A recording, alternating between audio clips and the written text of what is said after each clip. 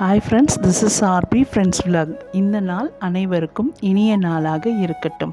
Ambur vegetable biryani எப்படி செய்கிறதுன்னு பார்க்கலாம். இது ரொம்பவே ஈஸியாக இருக்கும். இந்த வீடியோவை ஸ்கிப் பண்ணாமல் பார்த்தீங்கன்னா நீங்களும் சுலபமாக செஞ்சிடலாம். வாங்க வீடியோக்குள்ளே போகலாம். இந்த ஆம்பூர் பிரியாணிக்கு ஒரு 7-8 சிகப்பு மிளகாவை சுடு தண்ணியில் போட்டு ஊற வச்சுருக்கேன். அது அப்படியே மிக்சியில் போட்டு அரைச்சி எடுத்துகிட்டு வந்துடலாம். ஒரு கடாயில் நெய்யும் எண்ணெயும் போட்டுட்டு பட்டை, கிராம்பு, அன்னாசிப்பூ, பிரிஞ்சி இலை பொரிஞ்ச உடனே ஒரு 2 வெங்காயம் ஸ்லைஸா கட் பண்ணியிருக்கேன். அந்த வெங்காயத்தை போட்டு நல்லா வதக்கணும். ஒரு ப்ரௌன் கலரா மாறும், அது வரைக்கும் வதக்கிட்டு 2 ஸ்பூன் இஞ்சி பூண்டு பேஸ்ட் அதையும் போட்டு நல்லா வதக்குங்க. வதக்கினோன்னு அரைச்சி வச்சிருக்கிற மிளகா பேஸ்ட் அதை போடணும். பச்சை மிளகா போட தேவையில்லை, இதுவே காரம் போதும். இது நல்லா கலர் கொடுக்கும் பிரியாணிக்கு. அப்புறமா 4 தக்காளி பொடியை கட் பண்ணி வச்சிருக்கேன், அதையும் போட்டுட்டு அதையும் நல்லா வதக்கிடுங்க.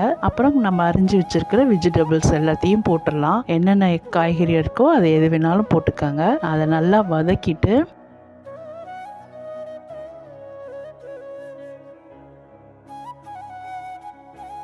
வதக்குறதுல தான் டேஸ்ட்டே இருக்குது. நான் கொஞ்சம் மீல் மேக்கரும் போட்டு ஊற வச்சுருந்தேன், அதையும் போட்டு புதினா, கொத்தமல்லி அதையும் போட்டு நல்லா வதக்கிடணும். 1 கப்பு தயிர் அதையும் போட்டு நல்லா வதக்கிடுங்க. இதுலேயே பிரியாணி தாளிக்க முடியாது இல்லையா, அதனால எனக்கு குக்கரில் மாற்றிக்கிட்டேன்.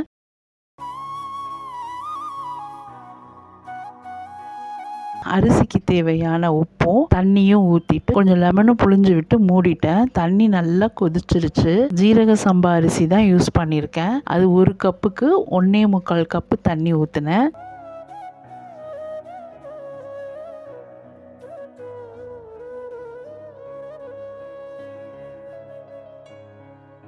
அதுக்கப்புறமா கொஞ்சம் நெய்யும் போட்டு குக்கரை மூடி விசில் போட்டு மீடியம் ஃப்ளேமில் ஒரு 10 நிமிஷம் வச்சு எடுத்தீங்கன்னா சூப்பரான ஆம்பூர் பிரியாணி ரெடி. ரொம்ப டேஸ்ட்டாக இருந்துச்சு. கடையில் செய்கிற அதே டேஸ்ட் இருந்துச்சு. அடுத்த தடவை மட்டனில் ட்ரை பண்ணணும்னு நினச்சிருக்கேன். ஆம்பூர் வெஜிடபிள் பிரியாணி ரொம்பவே நல்லா இருந்துச்சு. இதுக்கு ஒரு தயிர் பச்சடியும் முட்டை வறுவலும் செஞ்சு அன்னைக்கு சாப்பிட்டாச்சு.